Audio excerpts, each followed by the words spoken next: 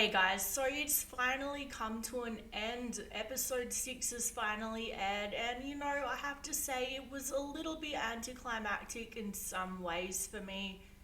It definitely wasn't my favorite episode of the series, and we see early on in this episode, Carly's people are just really starting to regret their life choices. They're starting to realize that this girl is she's dead set intent on going down in a blaze of glory. She doesn't care if she dies as long as she gets to make her message. And they aren't really on board with that idea, and they're starting to really regret their life choices. They realize this girl is going to get them killed, and she gets them killed. Spoiler alert. Anyway, so in this episode, we see John Walker has a shield, but Falcon also has a shield, so we learn that he has actually gone to the effort of making his own shield at home. And it's like, I can just imagine in my head John Walker watching like a YouTube do it yourself, make your own shield tutorial, and it just seems like something that that guy would actually do, because he seems to be so focused on being Captain America, not actually what being Captain America symbolizes. And like, you look at Steve Rogers, it wasn't the shield that made the man, it was the man that made the shield. So we see Sharon is the power broker, and the whole internet was just not surprised. Everybody figured it out, everybody knew that this was coming, and I feel like they set it up to be this surprise, and then the Marvel fans were like, yeah, we already knew that, so you're gonna have to try a little bit harder if you want to get one over our heads. Anyway, so Sharon kills Carly and sets it up to make it look like she had to in self-defense, which, to be fair, she probably did, because Carly was a bit of a psychopath.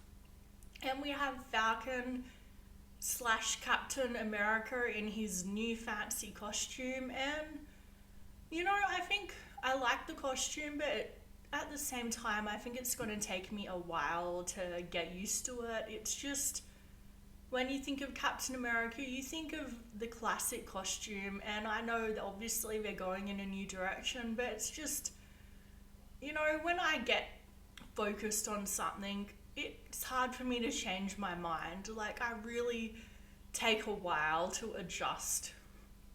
And it was the same in what was it, in I think the Avengers, when Thor was all over the place as well, and they changed up his look in Gotham, the TV show, when they had the Joker, and then they changed him. It takes me a while to get on board, but I am liking it. I am. It'll just take me probably a few movies to really get into it, though I don't think we really have a few movies, because I don't really know what they have planned with the whole Marvel, what is it, Phase 4 now?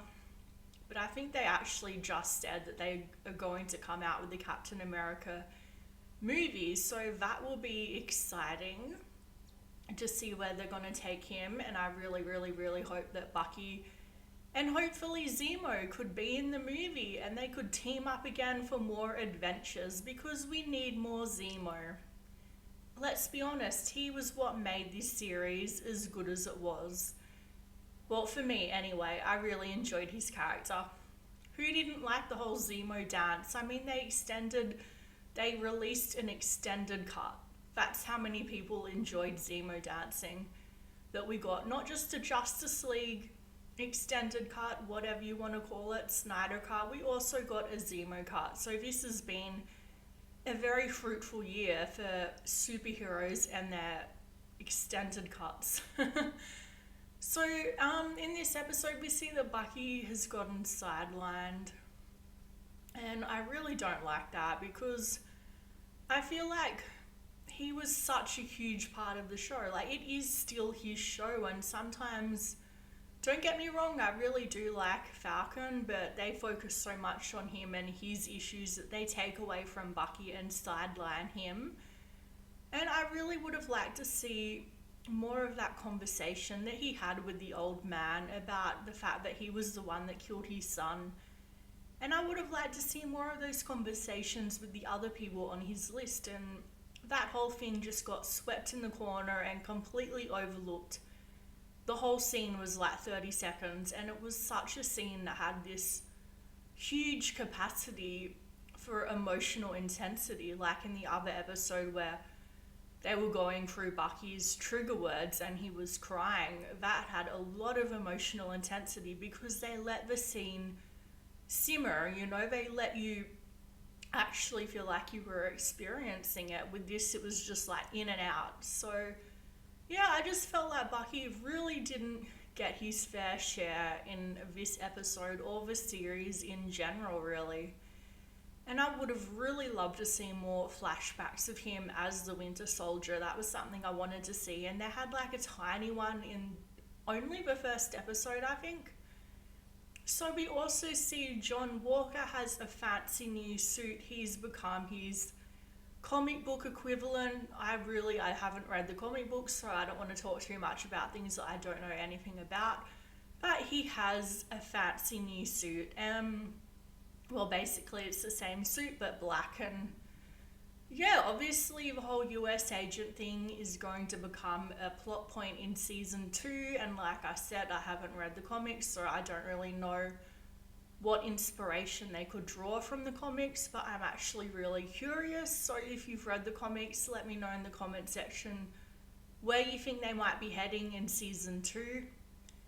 And we see a post-credit scene with Agent Carter, who has been officially pardoned by the government. And now she has complete access to everything, which will obviously be a huge storyline in season 2, and they're setting her up to be probably one of the main villains or the main villain. Yeah, so let me know what you guys thought, what you want to see in season 2.